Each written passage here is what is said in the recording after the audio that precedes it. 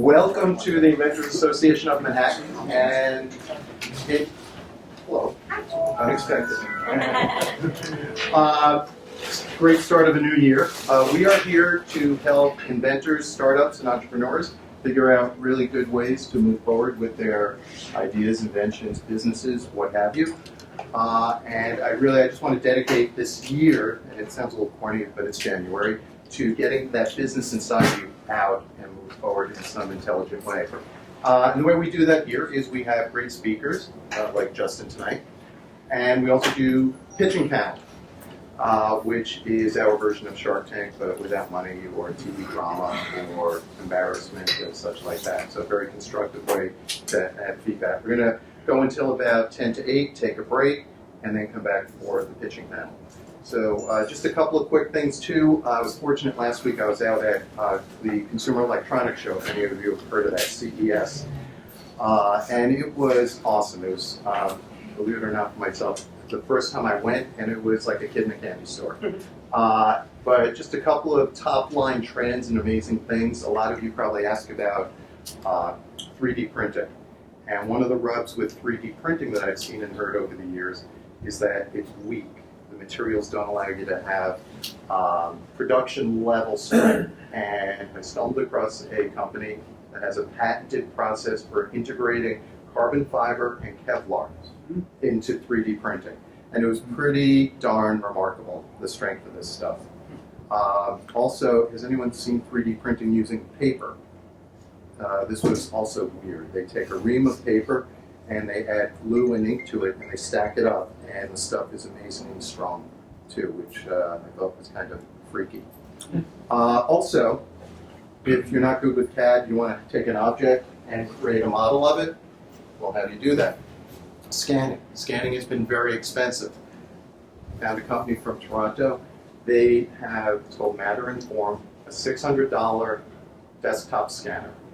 Amazing, and very affordable and very accurate. So you're holding up that bottle of water. What do you mean? Like you would scan? Oh, so normally you would, an engineer or a CAD designer would create a CAD file, which is a digital file, and then output it to a 3D printer, and they would create the model. Or you could take a scan, an object, and scan it, and it creates the same kind of file. Historically, that's been very expensive, very high-end technology. And this brilliant kid, guy, whatever you want to call him, woman, even, puts it on, spins it, turn it down, spin it, and you get a file within 10 minutes. Pretty remarkable.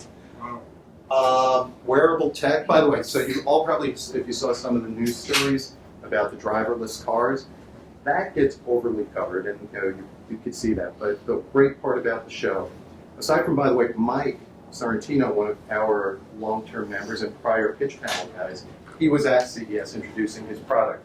So I think, and that's possibly, if you want to speak, Mike, a great testimonial to what this group has done to help people move things forward. Quickly, about a little less than a year ago, I came to my first meeting here and was exploring prototyping and crowdfunding, and you were the first meeting you were pitching, and I learned so much from your pitch, and now here I am. We have 2 products. They're for sale. We are doing fairly well, and we introduced our product at CES, which is crazy, and we've had a lot of success. But everything is really because of this group. I mean, I've connected with Bruce. Justin's given me a ton of help, so everything is a result of really listening and learning a lot of interesting things here. Also, my wife, who's my publicist, is awesome. But anyway, my point is that the stuff you hear on the news is not all that goes on at CES. There were great things like called Eureka Park, where I saw the better mousetrap even. There's a company that designed a mousetrap that electrocutes rats. It sounds kind of gory, but it is a better mousetrap. It doesn't use rodenticide or anything else, and it's being adapted across the country by the government, by cities, what have you, and that was there at CES of all places. Wearable tech is a big trend that you might be hearing about. It's not just about health and fitness, but it's about proximity sensors, people near each other, detecting mood and all kinds of other things. And I'm going through a lot of these, but and I could send out a note to some of you about these trends. Oh, wireless charging. It's here. Electric cars. They're going to pull over on top of a platen, and it's going to just emit charge into the car. You're going to start seeing that perhaps next year in places like Starbucks, where you can come in and just put your phone down on a counter, and it'll charge the phone. There are these platforms and protocols that are being standardized. What else? Listen, I could go on and on. I don't want to take too much of Justin's time. No, don't worry about it. But it was just an exciting time, and part of the point of mentioning it is any industry that you're trying to get into, there's always a trade something, whether it's a trade show, a trade publication, or a trade association. And whatever industry you're in, whether it's pet, golf, electronics, always think about those trade shows. With that, I'd like to introduce Justin Esgar. Justin's been a member for a while. Justin has a great perspective on helping people do things without turning outside or trying to figure out things that you can do yourself and empower yourself in that way. Clever guy, very entrepreneurial, and I think a great asset for us. Thank you. With that, Justin, take it away. Thanks. Welcome, everyone. Happy New Year. My wife calls me an entrepreneur because I really just start coming up with new ideas. So today is Appitalize On Your Idea. I'm going to talk a lot about how to build apps. Everybody wants to build an app. Last year was cupcakes. This year it's apps. It's a big market. People want to get involved. So I'm going to go through kind of the process and how I built my apps and such, and you'll see how this works out. So here we go. So this is me. My day job, I'm an Apple consultant with Virtual Computers. My software development company has made all of these apps, and I just started a conferencing company for IT consultants that we're going to do in May. My apps total have sold over 200,000 copies, and hopefully with my new PR person sitting right there, that number will be up much higher next time I do this presentation. So who are you? You are entrepreneurs. You are inventors. You have ideas. Some of you have ideas. Some of you are still trying to find your idea. I'm going to get into how to get through those. So obviously the first thing you need is this idea. Where do they come from? This is the hardest and yet the shortest lesson that we're going to go through today. Ideas come from nature and work, right? I'm assuming many of you have day jobs. How many times have you been at work and you said, if I have to get from point A to point B, I wish that this thing existed to help me get there quicker, right? There's an idea just waiting, just sitting on it. There was some guy at some point who was giving some boring PowerPoint presentation, and he was sitting on his computer and he said, you know what, there must be a better way. And they invented a pointer. Like something like this, we don't even think about these things because they were so commonplace for us. But somebody came up with this. It was someone's idea. This guy's probably like a billionaire by now. From bad ideas, that's that old expression, if you throw enough against the wall, something will stick. And from necessity. My greatest example of that is that the caveman invented fire out of necessity. So you have a couple different places. You can ask people for help. You can try asking Richard Branson, but he probably won't answer you. Try. He says, though, get out there and listen to people and draw out from them and learn from them. And this is a great organization to do that with. I should have replaced it with a picture of Bruce up there instead of Richard Branson. All right, so, like I said, coming up with the idea is the shortest and yet the hardest part. So let's say you have an idea. What do you do with it? Well, here's my shameless self-plug. I had an idea. In 2010, I was using my iPad in the bathroom because that's where you use it. And my day job as an Apple consultant, I had these paper work tickets. So I'd go on site, and I would leave one with the client, and they would sign one and give it back to me. And I'd take it home to my studio apartment. And all of a sudden now I'm sleeping on stacks of paper. And I was like, there's got to be a better way to do this. So I'm using my iPad, and I'm playing with some art programs. And I realized that I can draw my signature on this screen. Now this is the iPad 1. It's very, it's way back in the day. And I said, there's got to be a way I can get rid of this paper and be able to draw my signature on here and put this all together. And thus was born my first app, SignMyPad. We figured out that people needed to be able to sign documents easily. We added something that nobody had, which in our pro version we have something called GPS tagging. And then this morphed into new ideas. right? So we had this idea. My wife helped me build it, and we got this up. And then we started selling it, and people started coming to us and said, "We don't like signing with our finger." Great. So we came up with a magnetic stylus for people. I have a bunch. I'm going to show real quick. I have a bunch to get out. We can get these out later. But if you have an iPad, no strings. And we started selling those. So here, you guys can just take one password. Real quick, don't put this near your hotel room key or credit card. I am not responsible for those. It will demagnetize. Great lesson. Side note, I had the demo in my pocket, and I had a hotel key, and I went up to my room, and I put my key in, and it didn't work. And I was like, all right, whatever. The hotel went downstairs, got a new key, went upstairs, did it again, and then I realized that it was in my pocket. So keep it in like if you have like a breast pocket, keep it up there. I gotta keep it far away. I would say, yeah. I mean, look, I just don't want to be responsible. My lawyer's here in case something happens. But yeah, so this idea came from my original idea and people asking me for something. And then we went off and built this. And I'll get into how we built all of this. I really like this. I'm as a lot of my friends know, I'm kind of just, if you have an idea, just like jump in and get going with it. Don't really like sit on it for too long. So I do like this proverb. Tomorrow's often the busiest day of the week. This actually stems from my mother saying, stop procrastinating, Justin, and get to work. All right, so we have our idea. How are we going to get it made? We're going to outsource it.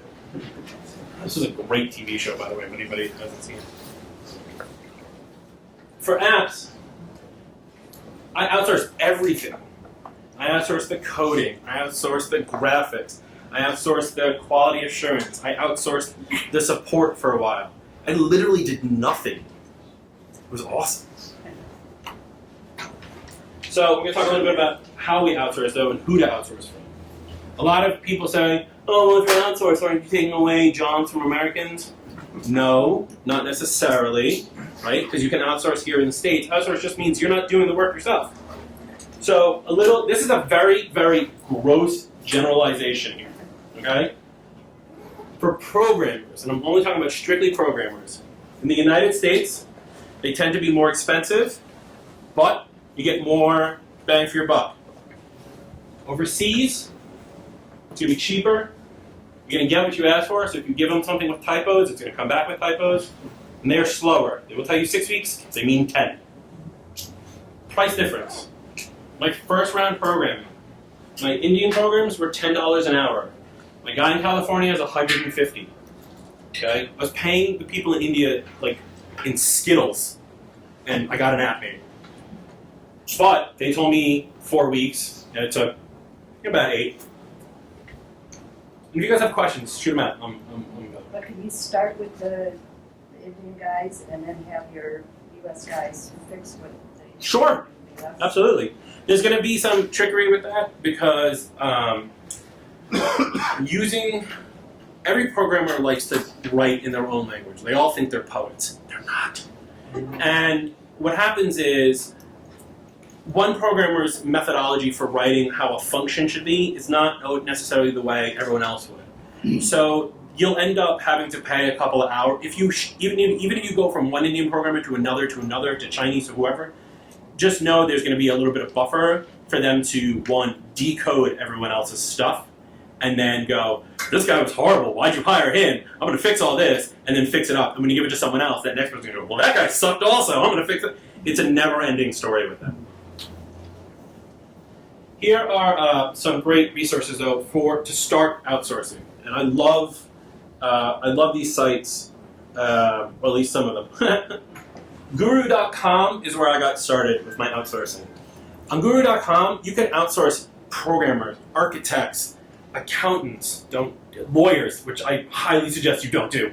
But Guru.com has been infiltrated lately with people saying, a lot of overseas companies saying they have an American presence, and by that they mean they have like one guy in a call center who claims to be working here in the States, and they're just pushing everything over there.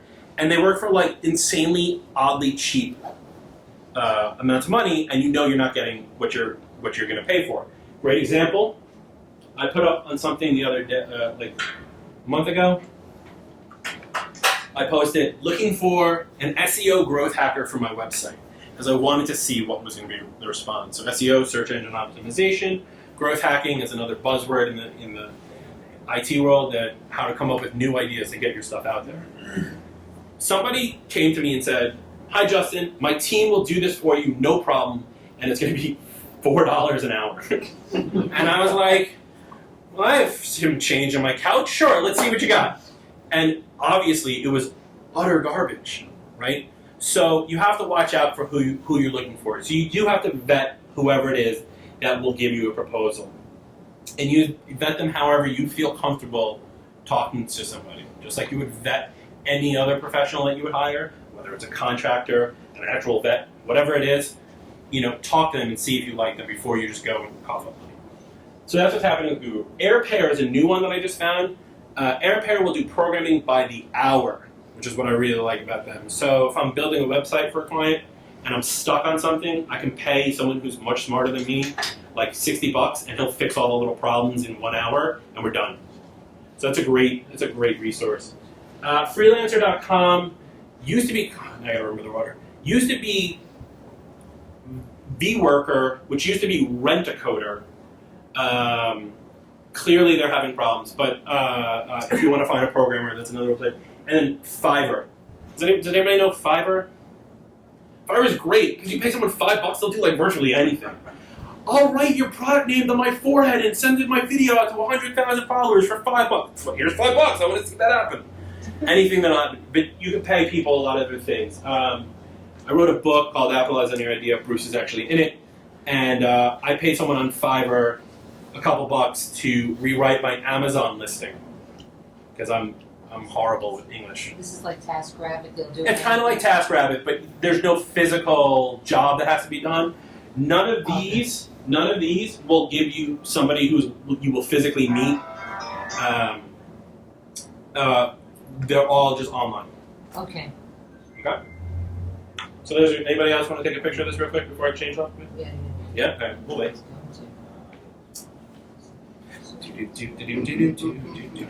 Well, they get here's Are you using Prezzo? Prezi, yeah. Prezi, yeah. Love Prezi. If you're not doing presentations in Prezi, start. Learning curve. No. Not really. So Do they all Fiverr- with Prezi? Do they all get posted into their space? I thought that was one of the rubs about Prezi. You can do privately. So this Fiverr, they'll research stuff. Anything that's like online, it's not a physical thing. They'll all do that. I mean, it really depends on the level of job that you're looking for, right? Oh, okay. You're going to pay someone $5, you're getting $5 worth. This is with Guru, when we first put out for SignMyPad, the first build, I got a proposal on Guru for $2,300, and that's how we built it out the first time. You're not going to find that on Fiverr. So it really depends on the job. Okay. So the next thing. So we have the idea, it's being made, everything's in process. What are you going to do next? Well, next you need to protect yourself. How many lawyers are in this group? There's like 12 lawyers in this group. There should be no reason why, don't laugh, you're a lawyer, you know I'm not lying about this. There's only Okay. one tonight, I think. Two. There's Chip, who else is a lawyer here? Other than David? Catherine back there. Got it? Oh, 2 lawyers. Huh. Okay. Normally there's a lot more, but protect yourself, okay? If you can't read it, this says, let's try something different. Let's file a restraining order against failure. Love that. I always say there's 4 parts to being protected when it comes to doing this. You have your NDA, NCA, your patent, and your trademark. So the first 2, NDA, non-disclosure, non-compete, you need those for who you're going to outsource to. You want them to be able to, you want to protect yourself from them. You don't want to tell them your idea and then them go make it and sell it on their own. So non-disclosure, non-compete. While it's being built, maybe right after, David will correct me, you can go get your patent and your trademark to protect it in post. But make sure you're protected.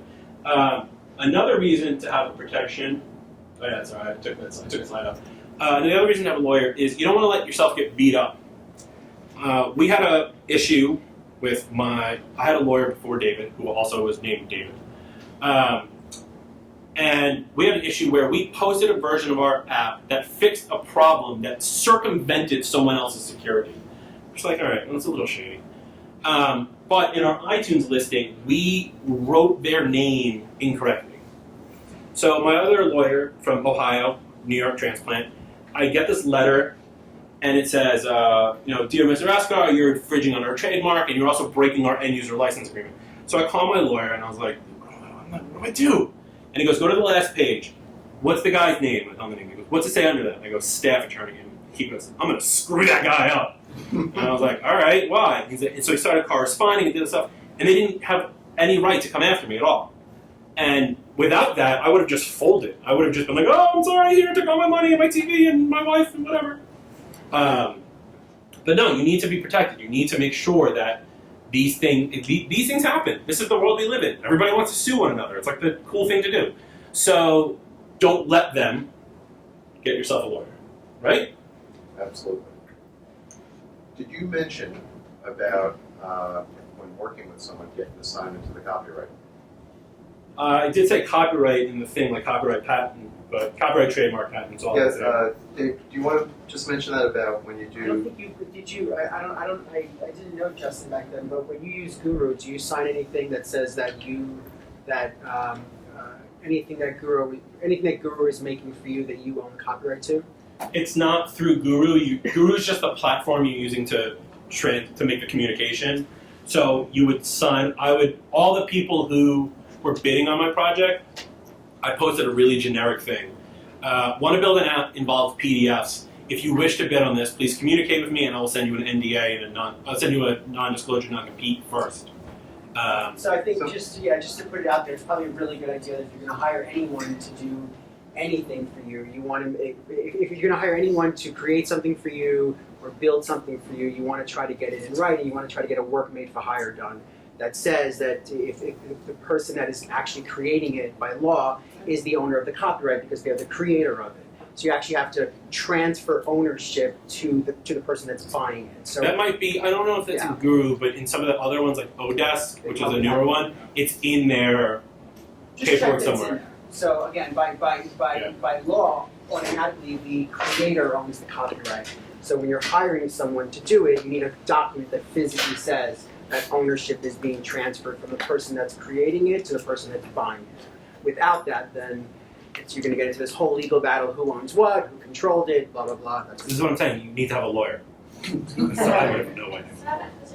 This Fiverr where you're doing this little steps at top. It doesn't matter. I think what Dave was trying to get to is like the bigger scope thing, right? Because for Fiverr, I don't have someone building anything on Fiverr.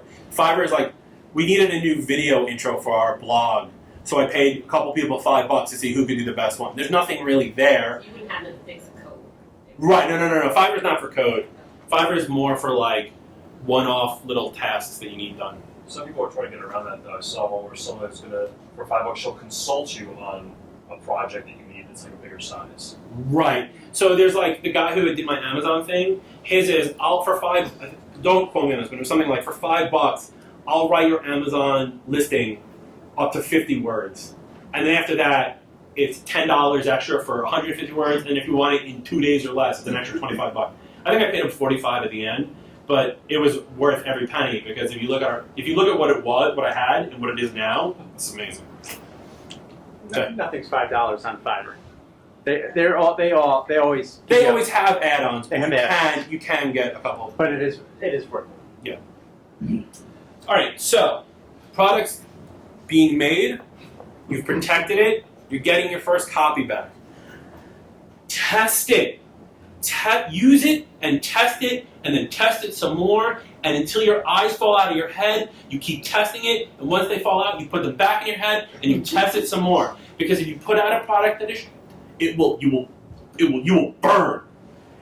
The internet is a horrible place. Everybody hides against anonymity. People put 1 star because the app didn't download properly from Apple's App Store, and they think that's my fault. It's not my fault. It's Apple's fault, or it's your Wi-Fi, or it's whatever. 1 star. They don't care. They don't care. So you want to make sure you stay away from that. Test it. When my wife and I were buying our house, I did everything in SignMyPad. In fact, my mortgage guy sent me a stack of papers like yay big, and I wrote return to sender, and he called me like freaking out because he thought I was like not buying the house. And I was like, no, just send me digital copies of everything. I'll just do it all with the app. You can outsource quality assurance to do this testing. It doesn't matter. Test it yourself. Otherwise, you're going to end up like this dude. If you can't see that, that's the Segway Beta. It's a dude on a hand truck. I love that picture. There's some good photos in my. I'm gonna leave that off. Yeah, test it. That was made in India. That's the Indian Segway. All right.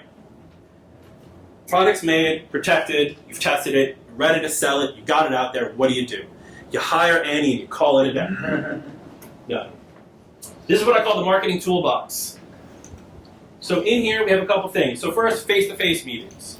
So we have conferences or like trade shows, CES. There's, like Bruce said, there's always something in your market. Go to those conferences, meet people, talk to them.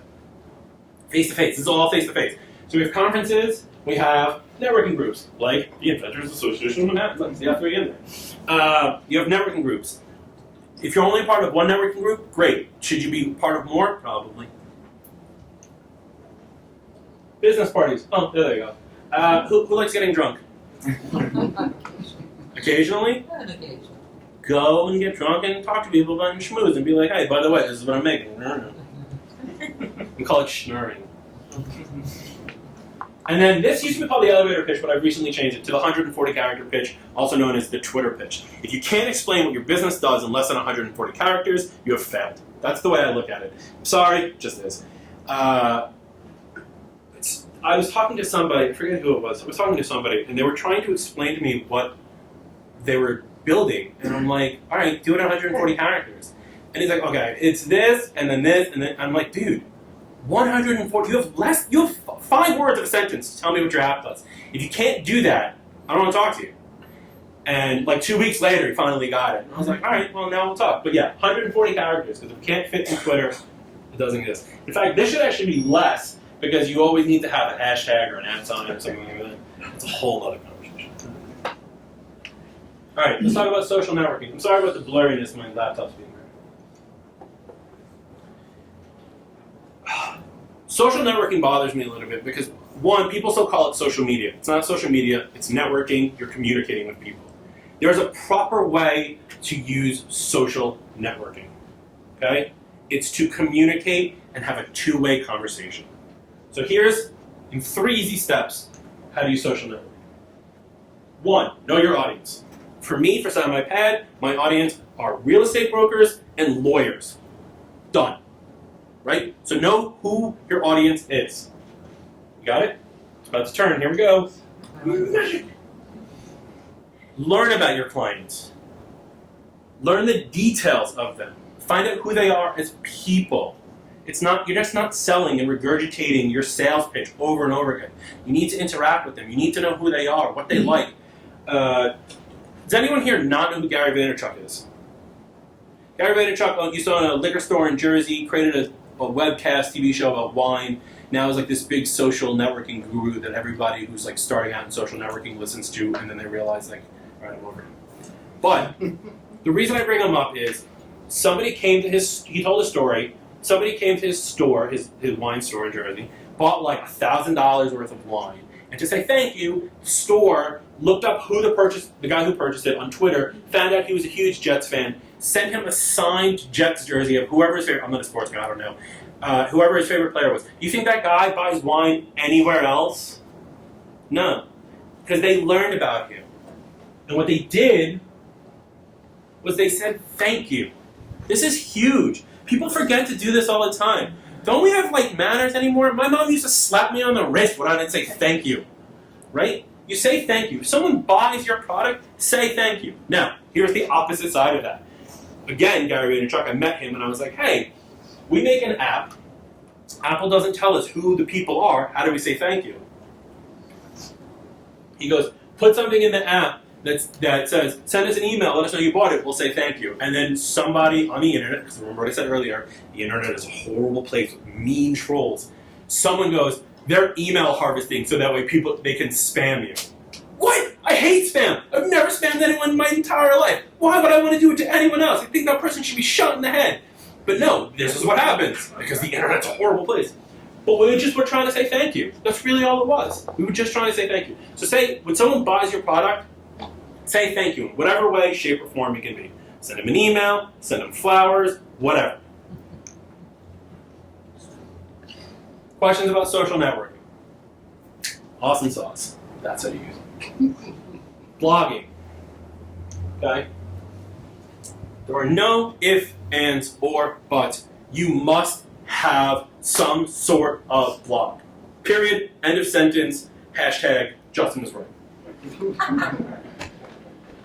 The reason you have a blog is a couple of reasons. One, people understand that your business is still in business.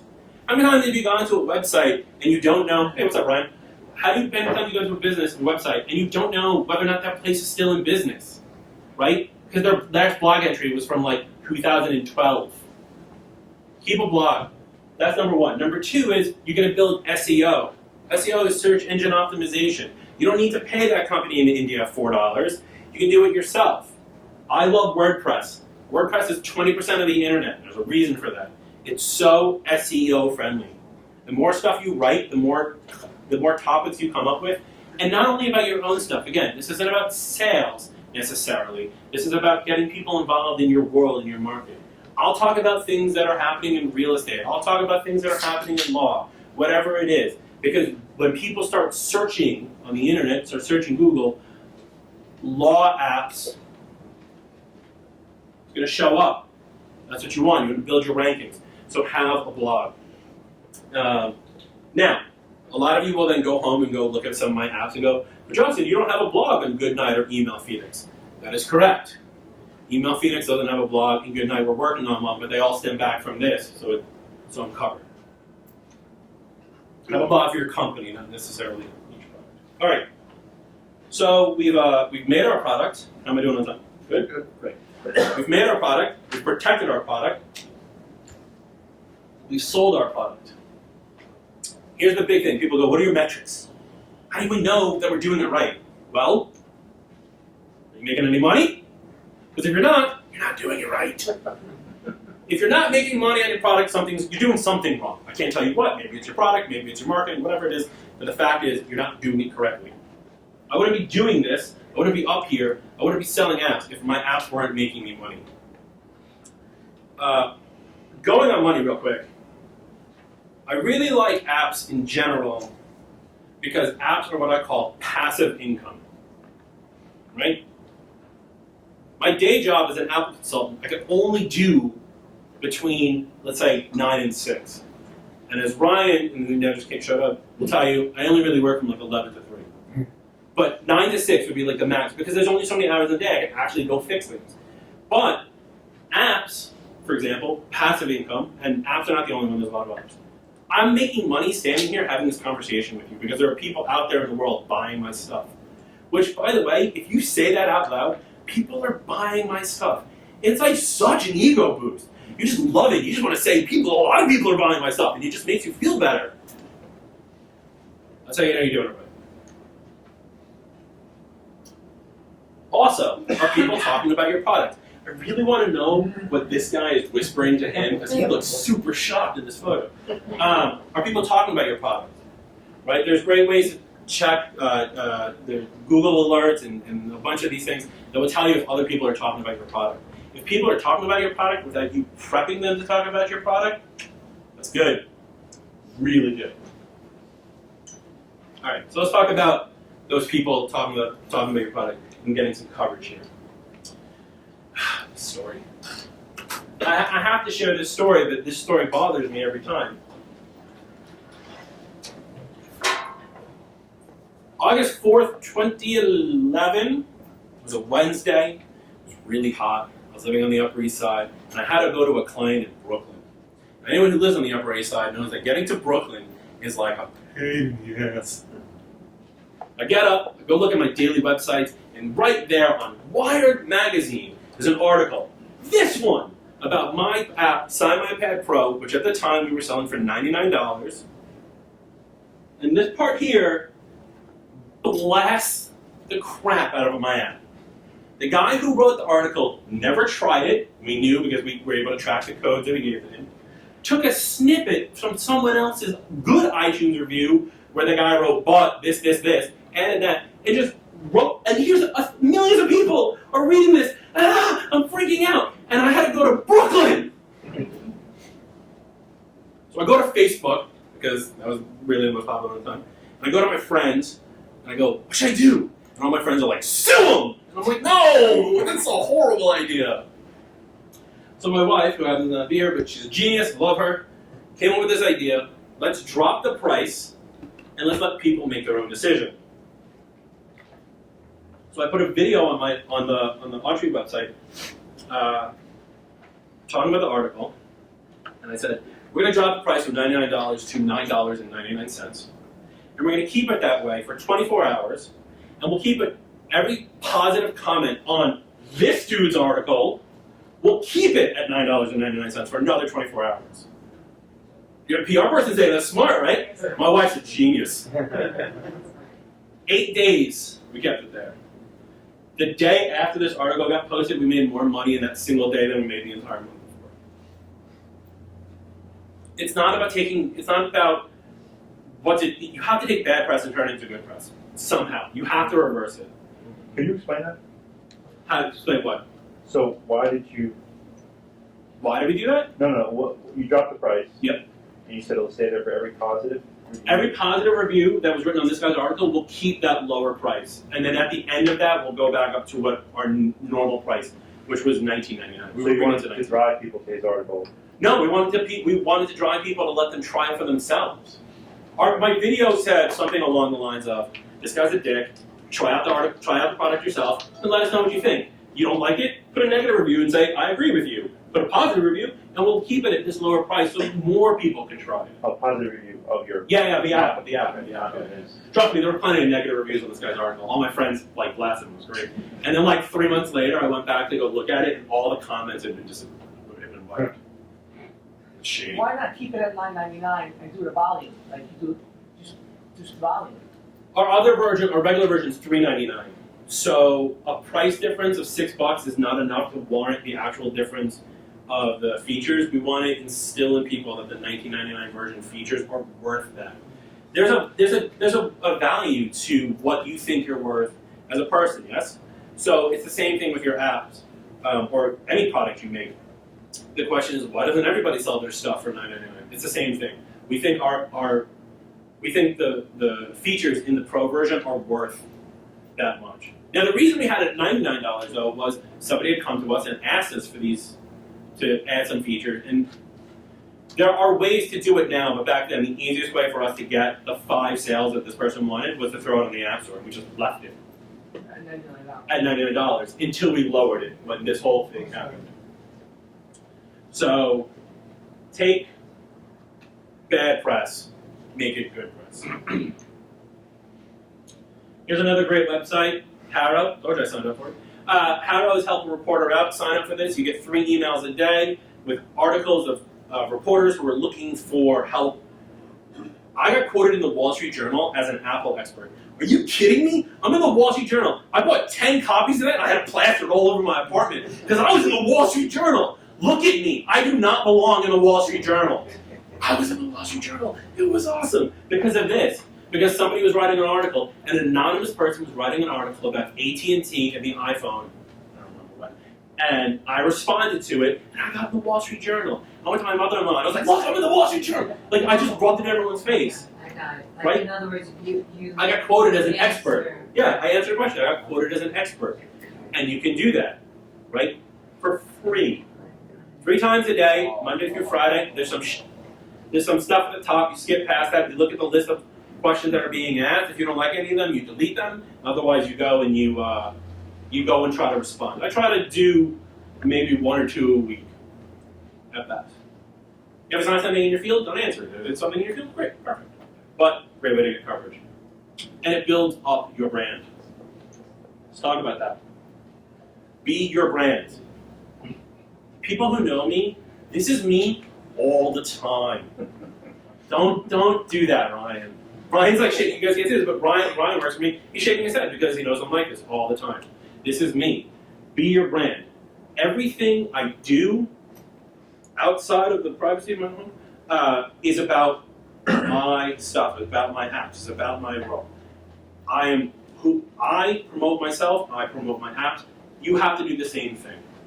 People write on Twitter all the time. If you ever look at Twitter bios, they go, if they work for like a company, they always like to write, my opinions are my own. That's bullshit. You can't do that anymore, man. It's 2015? You can't do that anymore.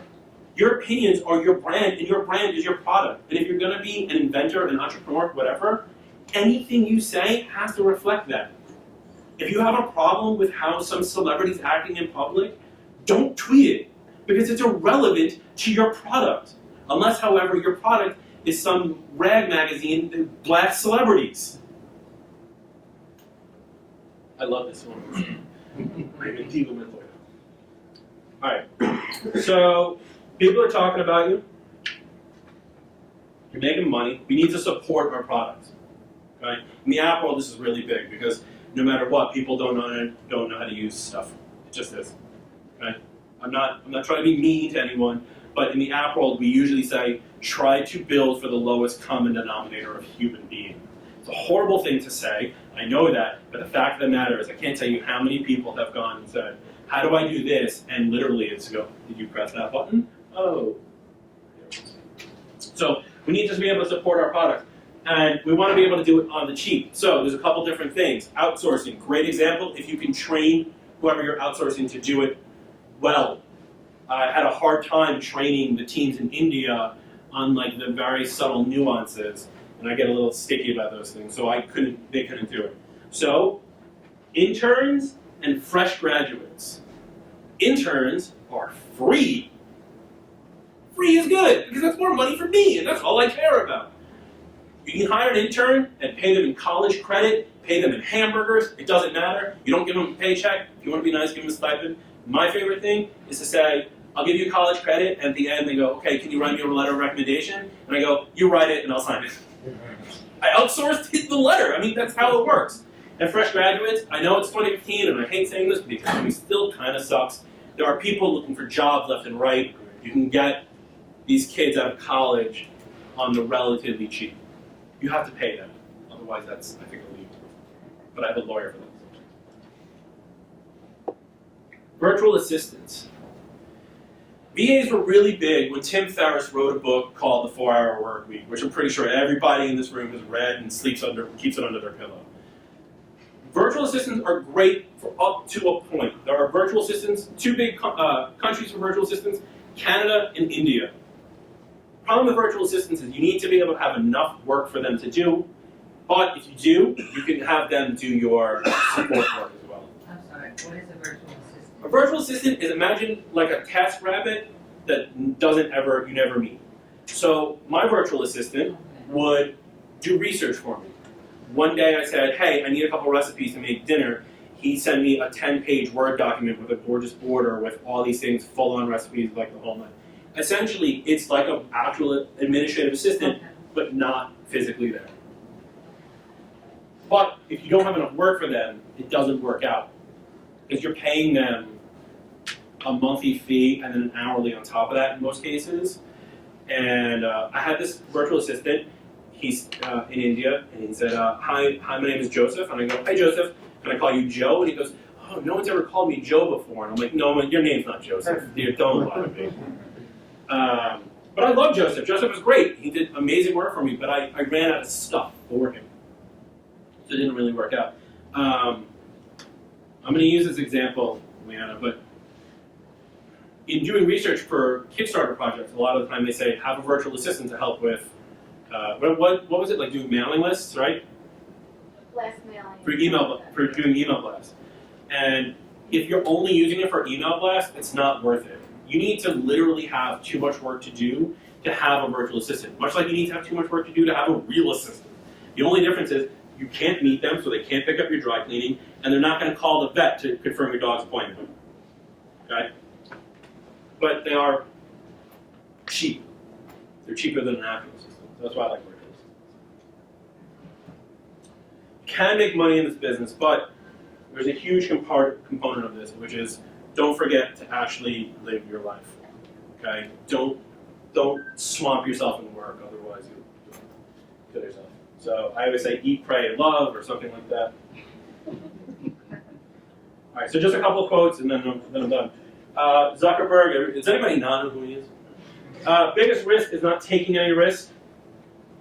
This is how I live, which is if you don't do it, you're not going to gain anything from it. If you just keep thinking about it, that's not going to make you money. Make it happen. Somehow. There's always a way. I guarantee you there's always a way. Cuban. I'm always afraid of failing, and it's a great motivator to work harder. The reason I like this is we had an app called Blackbook. It was a contact app, and in the Apple world, there was a big contact app. They went out of business. I was going to fill in the gap. I was like, this is going to be awesome. I'm going to make millions of dollars. And I spent a year building it as opposed to getting it done in like a month, which is what it was supposed to be, because we fell into what's called feature creep, which is every time I got a new version, I came, oh, we should add this. Oh, we should add this. Oh, we should add this. And then we got stuck on one thing for 6 months, and by the time we released it, the entire market had shifted, and I lost $80,000 investing on this project out of my own money, and we never sold a single copy. So you can screw up, but you need to take those failures to be able to make your other stuff work better. And then it wouldn't be an Apple-based presentation without an obligatory Steve Jobs quote. Your work is going to fill a large part of your life, and the only way to be truly satisfied is to do what you believe is great work, and the only way to do great work is to love what you do. Clearly, I'm super passionate about this stuff because I love it. I really do. I come up with new ideas every day. I have little notes on my iPhone that I have some of this grandiose ideas, and then some of these little minutia dumb things.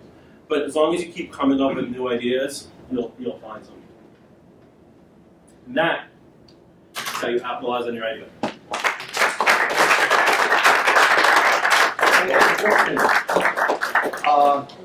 We'll have time for a bunch of questions. Let me start if I could. You were talking about all these great outsourced resources. When it comes to an app, because a lot of people have ideas for apps, what are some of the first steps and what are some of the budget numbers that people can think about? Okay, so first steps is, for programmers, they love flowcharts. I found this out a long way. So what I like to do whenever I come up with a new app is I will draw out the idea on paper as a flowchart. This is going to happen, and then this is going to happen. It's going to cause this and this and this. And then my wife, who happens to be a graphic designer as well, so she'll make a really nice presentation, and then I can hand that off to someone to build. So that you can't just say, I have this idea for an app and not know how it's going to work. So you need to really delve into it. Write it on a napkin, get a notebook, whatever it takes, but draw out exactly how you want it to work. As for costs, I like to say every moving part costs money. People don't realize that when it comes to apps, especially some of these bigger ones, there are multiple components that are happening. It's not just what you're using on your phone. Sometimes there's a web component that needs to connect to a web service. So you need to pay for that. You might need to pay for bandwidth. You might need to pay for all these things. So it's hard to say what the costs are. I can tell you this. SignMyPad, when we first built it, was $2,300, which was that was a good deal. Blackbook, however, it cost me $80,000, and it failed. So it can range that whole thing, but it really depends on what it is. You can probably, if you don't have any special things or you need crazy programming that's never been invented before and you don't need web components, you can probably guesstimate that it's going to cost less than 10. That's a safe bet. But as soon as you start adding things like, I want the app to be able to communicate with other people with the app, or I want to be able to use location services, or I want it to be able to buzz every time I come into the house, or I want it to tell me when I'm out of toilet paper. All those things, that's when it starts to add up. And after the flowchart, is that when? That's when you just give it to them. You just hand it off to them and you say, build me this, and then you go back. That's pretty much what I did. Why did Blackbook fail though? I think it's still a good idea. It's still a good Yeah, trust me, I still think it's a good idea also. It failed because we missed the market. The market that was there, the program was called Now Contact. It was an inter-office shared contact. By the time we released Blackbook, most people had moved to Google or Exchange or Carrio, which are services that also have shared contacts for an inter-office. That being said, We're rebuilding Blackbook, and we're gonna put it up on the Mac App Store soon, and we'll see how it goes again. For like, one of my guys said he'll do it for me for cheap, just to make some tweaks and get it up on the store. So we'll just see. But I'm taking another gamble with it because I don't like it. And how do you put it in the Apple Store? They give you a process. It's really easy. So all the stores, Apple, Google, Windows, you sign up to be a developer. Apple is $99 a year. Google is $25. Windows is $99. And that's it. Once you become a developer in their program, you're free to upload as much as you want. They give you a process to do it with, and they give you the tools to do it with. So like my team will send me a build, I'll test it out, I'll say it's okay, and they just upload it for me, and then it's up on the store. There's a waiting process, and they can still reject you. We've actually been rejected for different reasons. Actually, if you ever do research on me, there's an article on the unofficial Apple weblog that we got denied because we used iCloud to sync documents from the iPad version to the iPhone version, and I got into like fights, like little screaming fights with people at Apple being like, you do this with your apps. And they're like, well, we're Apple. And I'm like, okay, I'm not. Because you use iCloud? Right, I used it in a way they didn't like it, and finally we broke through and we got it in there. But like, most times if we upload a new build on Monday, it's up and available by Friday. And then you split the money with Apple? So all of the stores are 70-30. They get 70? They get 30. They get 30. But the Windows Store, if you sell more than 100,000 copies, it'll change it to 80-20.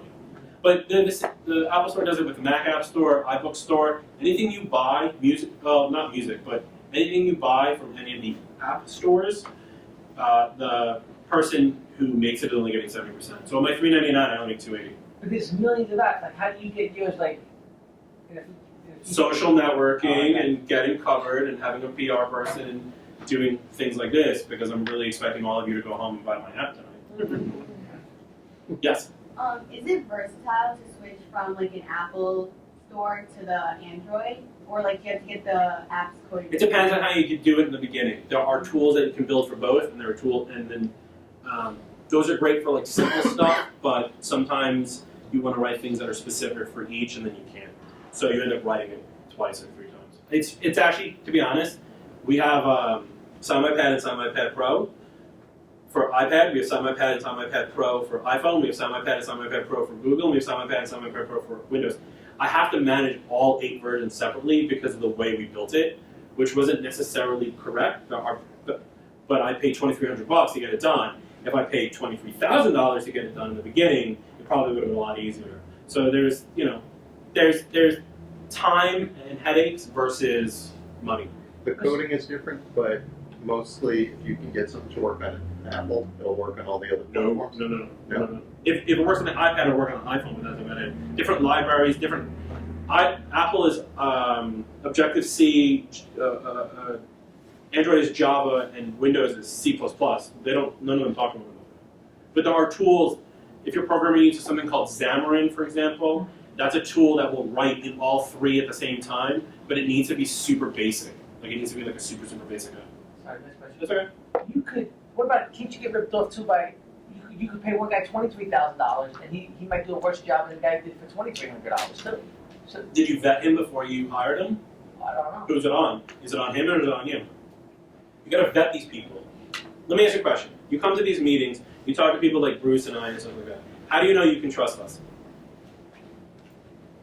I think you're sincerely, not seem honest. Okay, but that's vetting. That's what I'm talking about. If you talk to these programmers, and the guy's like, yeah, $23,000, I'll get it done for you in a week, no problem, and you don't hear from them in a week, and they just go, here's what it is, you know you got ripped off, right? But you have to be able to talk to these people. All the programmers I hire, I have at least like a 2-hour conversation with them before I give them anything. Any idea, any code, anything. You gotta vet these people. It's the same way you would hire a contractor or anybody who, any of those things. Any person you want to hire, you need to make sure that the people that, 1, you can trust, and 2, that you can have a rapport with. On most of these sites, like Guru and all of them, they also have ratings. So you're not going to hire the guy with 0 stars. And another quick suggestion, and this goes for a lot of outsourced stuff, break it into phases.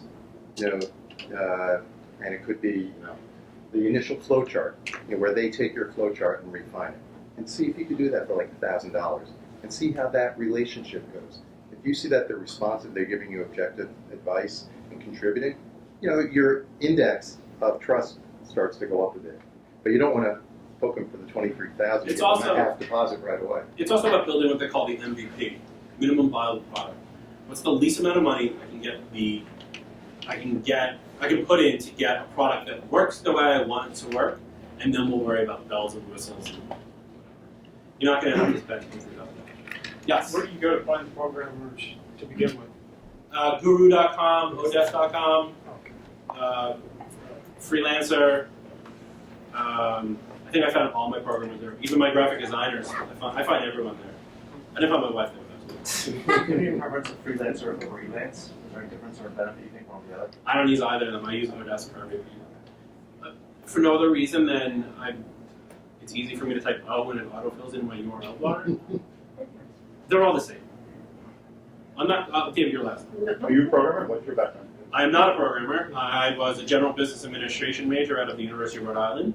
Only one. Yeah, that was really sad that day.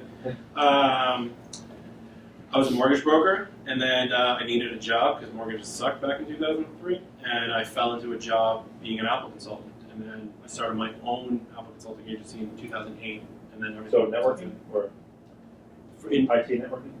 So we fix Macs for a living. Okay. Like if you have an office with 5 Macs and you don't want to hire an IT guy, you're outsourcing to us, and we're taking care of your stuff. What besides games, what trends are you seeing? Wearables, bacon, Like you said. bacon, like the food. Bacon's hot this year. Bacon's gonna be hot this year. No, because I guarantee you, someone's gonna be like, "It's the bacon app!" Like I guarantee that's coming. Because I've got it. But Oscar Myers had a bacon. See, I didn't know that. I wasn't kidding. The thing with trends with apps is I try not to build anything that's trendy. I try to build things that's going to last. David taught me this lesson, and I really value it, which is don't look at the next 5 months. Look at the next 5 years. SignMyPad, as long as the iPad is around in some sort of iteration, despite it getting thinner and thinner and thinner, SignMyPad will always allow you to sign documents. People will always need to sign documents. Next year, bacon's out and cupcakes are back in. You're not going to build it. You're not going to make any more money on your bacon app, right? So in terms of trends, Do you find the data from, let's say, App Annie or one of the sites that are tracking what's sold, what's not sold? I never look at that stuff. The only thing I look at is my own stuff because I'm self-centered and all I care about is money. Yeah. I was just wondering, how do you pay the people you're outsourcing to? How many, do they ask for a certain amount up front? It's all in escrow with the site that's being used. Oh, So okay. Guru and Odesk will do it in escrow. They'll hold it. That's how they make their money. And then I can release. Odesk does milestones, which is really nice. Guru doesn't. I haven't been on Guru in a year, so they may have changed that. Okay. And then Odesk has a bonus. So like my graphics guy who did SignMyPad 6, I had him do my new app, Goodnight. And in the middle, I needed something small for another project, completely unrelated. And I was like, I'll just throw you $100 extra as a bonus on when you hit the milestone. So when I paid him, I threw in an extra $100 that way, and he just got paid. And it all goes on my card. Which, by the way, get an American Express for business because you just rack up points. It's amazing. I got 3 Sonoses from paying for programmers. I was just looking at your apps, and like you have some apps like this SignMyPad that cost money, and then you have other apps that are free. Mhm. How do you decide whether, like, why did you choose to make certain ones cost money? It's a good question. The ones that are free, and the only one that's free is NYCTruckFood, and the reason that's free is because that's a pet project. We thought we'd make money on advertising, which, by the way, you'll never make money unless you're Angry Bird. You ain't making money on advertising and ads. I learned that because with NYCTruckFood. But we're redoing NYCTruckFood to be just truck food, and we just launched in 8 more cities, so maybe that'll work for us. Again, this goes down to the perceived value, right? What do you think you're worth? What do you think your app is worth? Now, I thought my app was worth $99, but that guy didn't. But Adobe thinks their software is worth whatever it is, $2,500, which it's clearly not. It's about perceived value. And the other thing is you can use that to your advantage. For SignMyPad, I can easily say to anyone who owns a business, look how much time and money I'm saving you because you spend $4. But if you're going to be a food truck, if you're going to track food trucks, like what's the value there? Maybe I can sell it for 99 cents, right? But beyond that, there's no value. On that note, are most of your apps then enterprise? Or No. Goodnight is for our newest app. Goodnight is for parents. This is really cool. So we made an app for parents. What it does is you as a parent install the app on your phone. You put in your kids and you put in what time they have to go to bed and what time they're waking up. You then install the app on your kid's phone and you tell it which kid they are. If they use the app, if they use their phone during that time, it detects the accelerometer and you get a push notification on your phone. So that's not for enterprise. We charge $2.99, and I'm going to let you guys in on a little insider secret. Prior to iOS 8, and I know this because I have a lot of parents as customers for my day job. Parents and kids don't share an Apple ID in the App Store. Guess what? If you want to buy my app in order to make it work, you now have to buy it twice. So I'm not making $3.99. I'm not making $2.99. I'm making $6. Right. iOS 8 changed that a little bit, but for the most part, we're still right with family share. Yeah. But for the most part, we're still getting double, triple hits. That also goes to value. I wouldn't sell it for $5 because then people wouldn't buy it twice. But $2.99, done. So you said $2.99, done. They'll buy it. That one app, if there's 100 people in this room, right? Does it cost you it doesn't cost you no more money if 100 people buy it, or 10 people, right? Correct. So, like you said, $2.99. You like that SignMyPad is such a great name. It's such a great name. Like, That's why I got a trademark. right, but if you did it for $2.99, $2.99 is nothing. There's 3 billion. So the question is, so 100 million people. I did this test. You I know? think I know where you're going with this. I did this test. You know? I did this test. I'd be the best. People buying times dollar amount. If I sell it at 99 cents or $3.99, and I did this test, I've done it multiple times over the course of 4 years, and I know this is true, I'll still make the same amount of money. More people will buy it, which means I have to do more support, but I'll still make the same money at the end of the week. Why would I want to do more work for the same amount of Why money? does it won't work? Because every person who has a problem is going to email me, and then I have to answer them. How do I turn this on? How do I do this? How do I do this? Granted, I'm like, go to the FAQ, read it on the blog. Nobody cares. They want a personal answer. They want to know that someone's listening to their complaints. That adds up. Right, and unfortunately for an app developer, this is why I tell people don't build apps, is that you buy the app once, you get unlimited upgrades, man. I don't get another dime out of you, right? So that's why we have in-app purchases. And that's why these games are making like hand over fist cash, in-app purchases. So SignMyPad, we have a couple of those. But once you pay $3.99, if you never buy any of our in-app purchases, if you bought it back in 2010 when we launched it, I still technically have to help you. And you've gone from version 1 to version 6. I've only made $3, not even. It's $3.99. I made $2.80 on you over the last 5 years. Now this is how you work. Right? $2.80 divided by 5 is what? 50 cents a year on you? How much are you worth to me? Scratch that. But how much are you worth to me? So if I sell it for 99 cents, I still have to support that same person for the next 5 years. That lowers their per year value. I don't want to do that. I want to do less work and make more. My goal in life is to sit in a chair, hang out with my dogs, and just collect checks. Like, I don't want to work. That's what everyone's goal is, right? Who wants to work? Justin, so he's trying to cut me off because he's busy. You know what I'm saying? No. So the apps that we see that are free, that give us reasonable functionality and value, those people are being stupid. Absolutely. They're banking on ads. They're banking on ads. They're banking on upgrades, and they're banking on you trying to sign up for like their month if they have a monthly service attached. They're banking on you loving the app so much that you're going to buy into the rest of their stuff. Or buying the version that doesn't pop ads up on it. Correct. You ever see an app that says buy the high def version for 99 cents, no ads? Right? That's what they're banking on people doing that because people. Steve Jobs made the App Store 99 cents for a reason. 99 cents is nothing to most people. You just bought it, right? You're done. So if you buy the free version and then maybe, I'll pay 99 cents for the no ads. I don't want to be bothered. That's what they're banking on. But that's. But are those being sold to the marketers and Sorry. those are the apps that are tracking their condition, knowing Everything, as soon as you get online, you're being tracked. So if you don't want to be untracked, don't have internet, no matter what it is. There's no there's nothing around it. Like you could buy apps with no ads. As soon as you turn your computer on, you're trapped. So I can't care. No offense. I get this a lot from clients during the day. What was I just talking to? Oh, we're trying to move somebody to Google for email, and she was like, I don't want to do that because Google reads my email, and I'm going to get more spam. First off, they don't. Let me just be clear that they don't. But they will track your browsing history. That's going to happen no matter what. Whether you go to Google, you go to Firefox, it doesn't make a difference whose internet you're on, you're going to be tracked. So at this point, it's something we all have to live with. Sorry. I didn't mean to be like... No, I just meant for, from working at You turn your cookies off, you're not being tracked. You're still being tracked. You're still being tracked. Welcome to the internet. Your cookies off. It does make a difference. Because there's cake.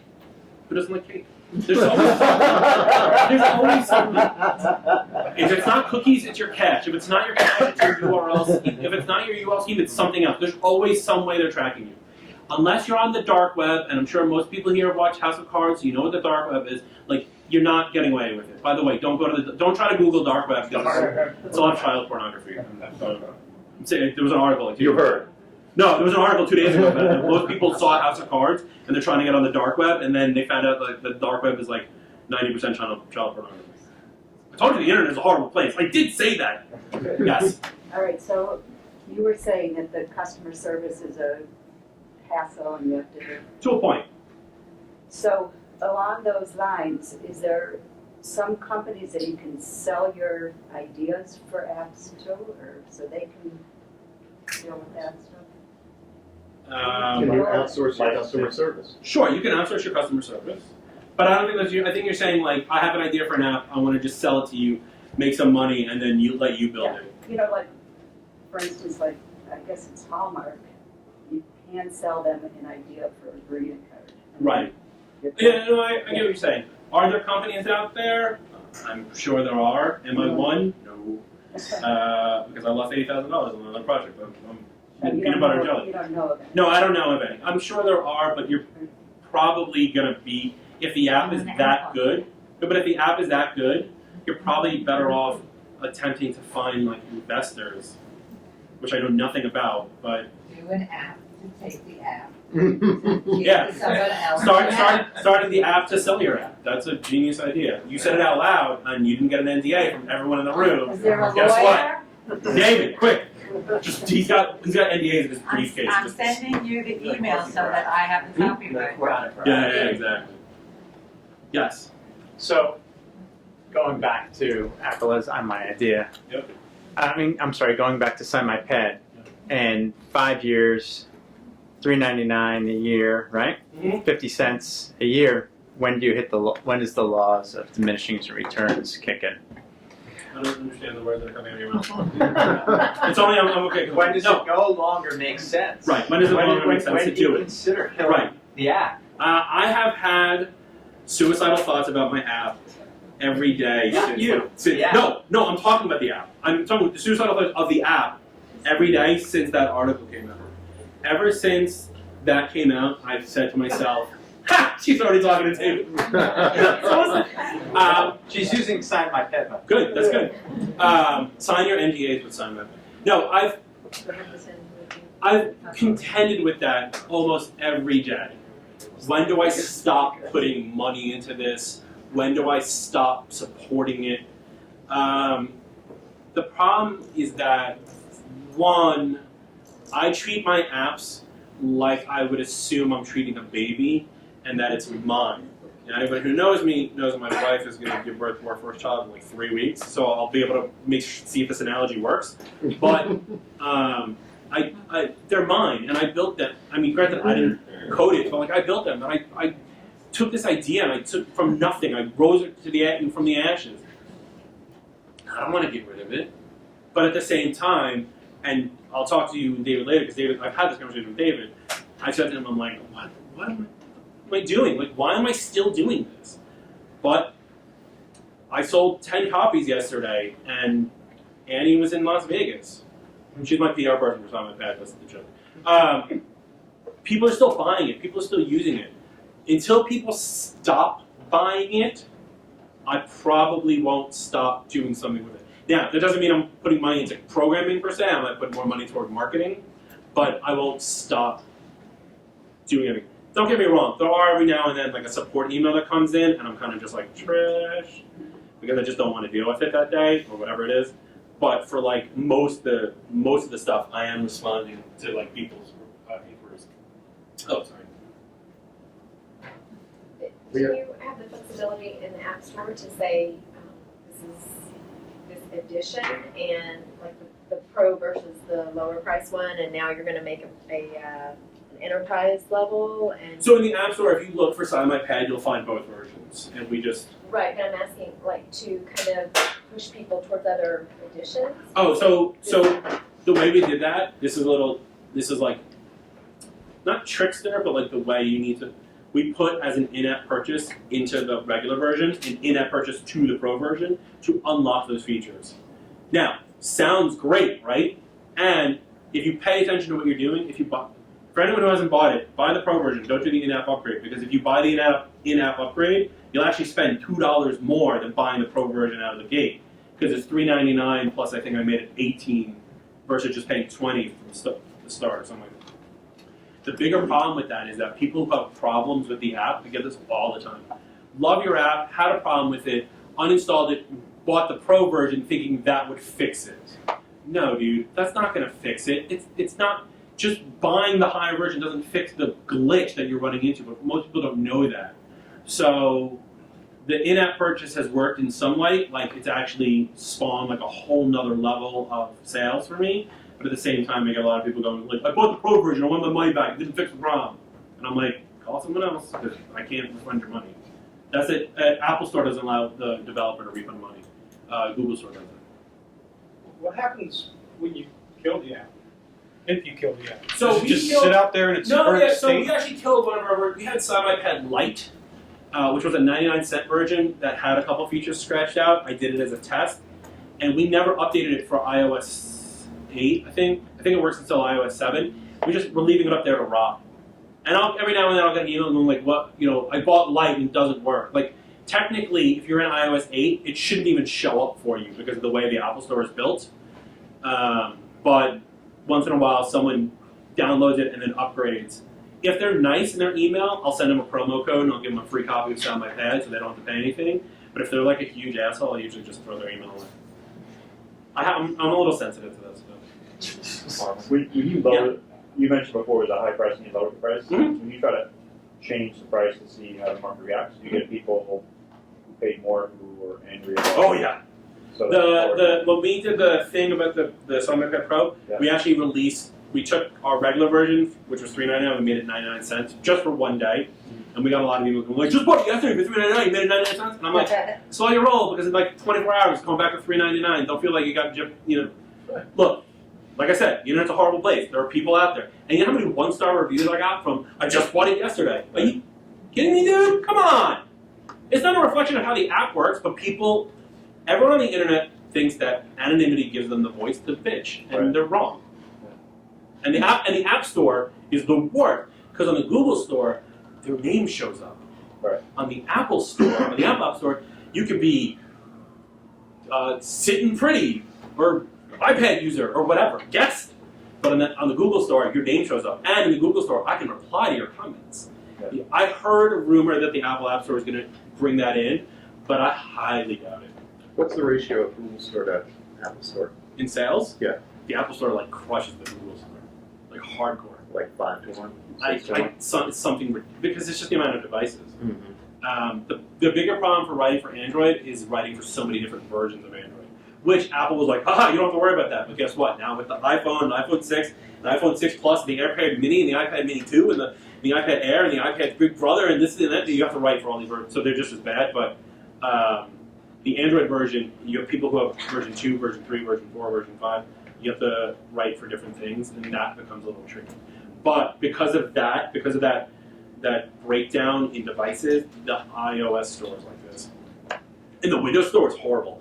If you're going to write an app, don't even bother doing it for Windows. Microsoft, I'm not kidding you. Microsoft actually emailed me and was like, hey, we saw SignMyPad does awesome in the App Store. We'd love to make it for Windows. I said, great, you're going to pay me to do this? And they go, no, but we'll promote you. I said, all right, fine. So I built it, and they disappeared. They never promoted me once. They never did anything. I don't know, his email bounces back to me. I'm like, what the hell? And I got like 1 star on both versions because Windows released Windows 8, and then they released 8.1, didn't tell any of the developers, all the code changed. Then they released 8.11, guess what? They did it again. What the hell's wrong with you people? So yeah, don't even bother with Windows Server. We have time for 2 more questions. Any other questions? Anybody not get a stylus? I saw some people coming late. I don't know if there's any extras, but if there are, you. Yeah, I'll get you one next time. Anyone else? All right. So if you guys want more stuff, and another freebie that I want to give you guys, because I wrote a book, like I said, that Bruce is in. If you want a copy of the book, just go to appitalizeonyouridea.com/IAM. I have to track. I'm sorry to do this, but I have to track the free books via your email. So I need your email, and I'll send you either a promo code for the iBook store, or I'll send you a PDF copy of the book. It's a way more detailed stack of this, so that way if you have any questions, and if you guys need me, I'm on Twitter, and or shoot me an email. Thank you. Thank you very much.